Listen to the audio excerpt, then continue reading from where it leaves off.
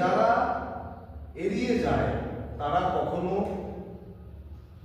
ভালোভাবে নিজের life lead করতে পারে না। How to control your mind, মস্তিষ্ককে কিভাবে নিয়ন্ত্রণ করব। মস্তিষ্ককে নিয়ন্ত্রণ করবার জন্য সর্বপ্রথম 3টে স্টেপ যদি বলি সেটা আসবে, কিন্তু ওই স্টেপগুলোর আগে আমি তোমাদের প্ল্যানটি কিছু কথা বলছি যেগুলো ইম্পর্টেন্ট কথা, সেই কথাগুলো তোমরা শোনো। মস্তিষ্ককে নিয়ন্ত্রণ করবার জন্য আমাদের মস্তিষ্কের মধ্যে বুদ্ধি লাগবে। প্রথমে